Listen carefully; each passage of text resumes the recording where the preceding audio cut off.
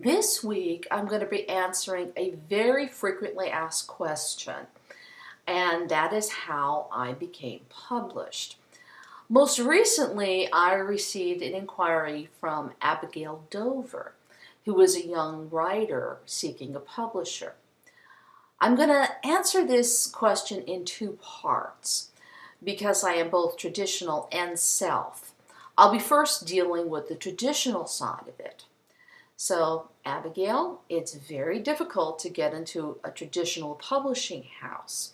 Nowadays, many of them, whether in the CBA, the Christian market, or the ABA, the general market, do not accept what is called unsolicited manuscripts. They actually prefer agent submissions.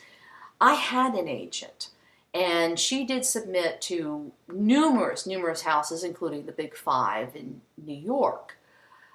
But they are very strict about what they want. Nowadays, they want a manuscript as tightly put together and edited as possible.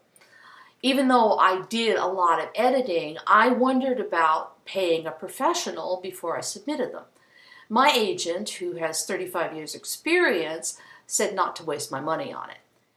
Because if the publishing house accepts it, they will assign it to an in-house editor.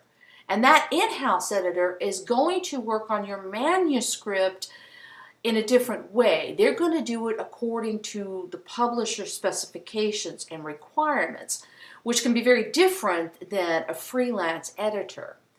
You still need to have a polished manuscript, at least as polished as you can get it. So you can use beta readers. You can use family members that are maybe good at grammar, but get it as close as you can for them. The next thing you need to do is learn what publisher accepts the genre you're writing in. Not all publishers take, say, for example, science fiction or fantasy.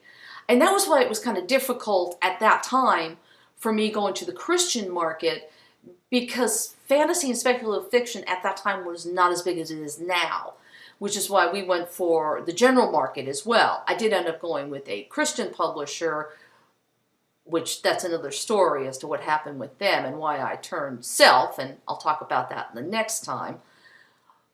But understand what they require. Also, learn how to write a really good query letter, especially if you're approaching them without an agent. That is taking a risk. But if you can do a good hook in a query letter, you might be able to land a publisher.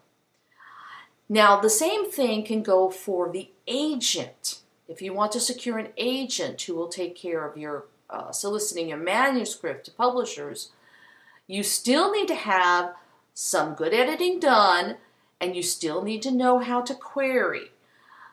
But also expect that this is a long road. It'll take you quite a while. It's become almost as difficult to land a good agent as it has to be taken by a publisher, signed by a publisher without an agent. So just be prepared that you could be getting a lot of rejection letters. But understand, many authors are in that same boat. They can have files filled with rejection letters before somebody says yes. Now, as I said, this is going to be a two-parter. In part 2, I will be discussing how to self-publish. So until then, have a blessed week.